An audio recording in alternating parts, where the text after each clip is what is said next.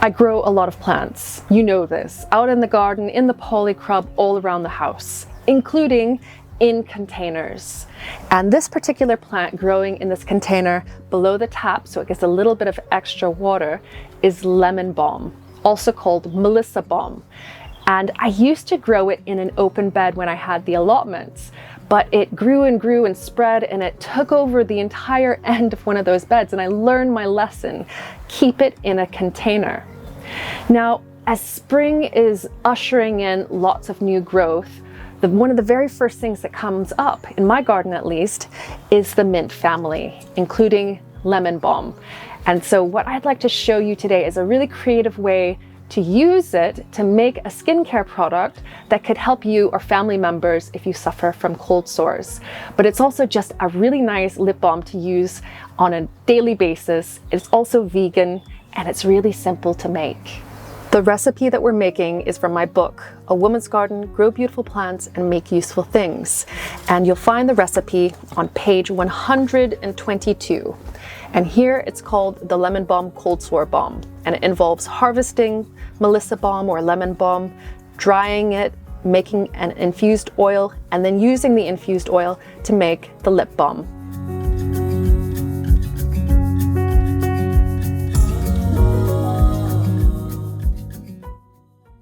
If you don't already have dried lemon balm, the first step is to pick some fresh. It's pretty early here in the morning, and this is the very first lemon balm that's come up this year in spring. And I'm going to pick enough to fill this bowl, because once it dries, it reduces by quite a lot. So the volume goes down by way less than half. I've rinsed the lemon balm leaves in cool water, drain them outside so that any insects that were on the leaves have a chance to get back out into the garden. And now I'm just going to spread the leaves in my food dehydrator.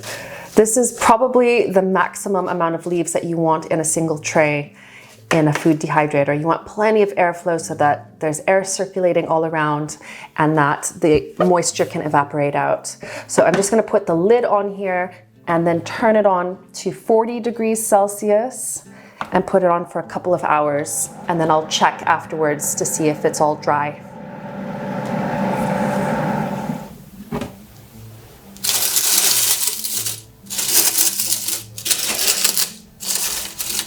After just 2 hours, the leaves are fully dried, and you can hear how crispy they are, but they've also retained their green color. And oftentimes when you're drying plant material in the air, or if you dry it in the sun, it will zap it of all the color and a lot of the goodness in the leaves.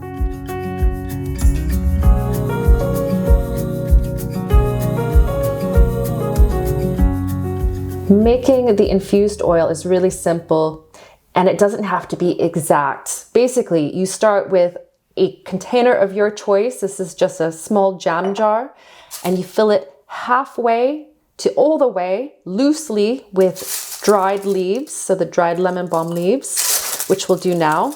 And then next you pour over your choice of carrier oil, so a liquid oil like sweet almond oil or olive oil, which is what I'm using right now, and just fill it up almost to the top. Just leave a little bit of headspace.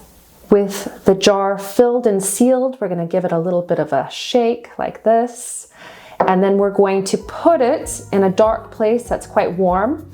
And we're going to leave it there for a couple of weeks, returning to it every now and again and giving it a shake.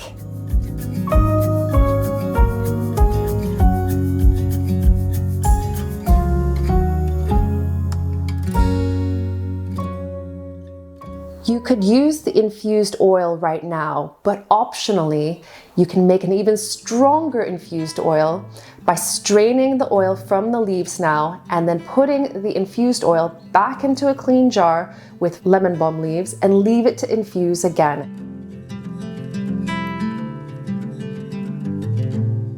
When the oil has finished infusing, it's time to strain it again. But this time you want to pass it through the sieve and a cheesecloth. And the cheesecloth will help to hold back any little bits of leaves that might pass through the sieve. So pour all of your oil through, let it drip, and then at the end, you'll want to pull up the cheesecloth and give it a really good squeeze.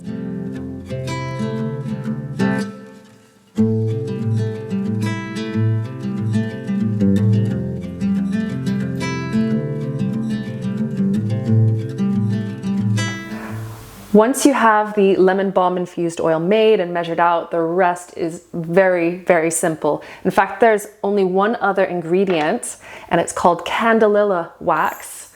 It's vegan and plant-based, but if you don't have this, you can also use beeswax.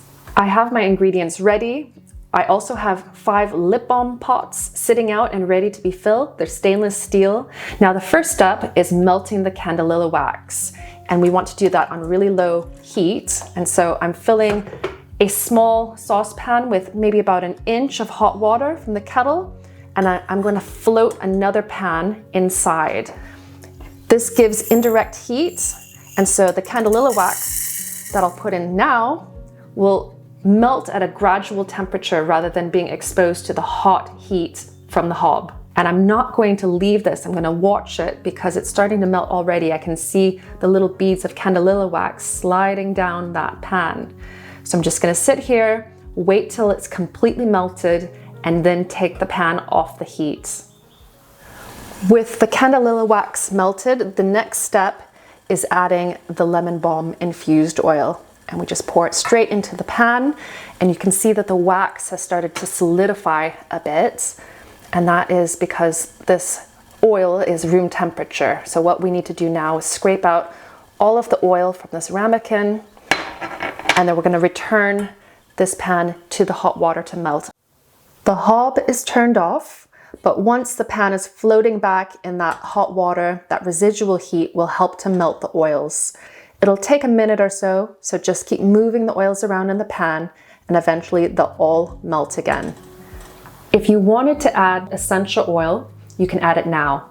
3 drops and stir it in really well.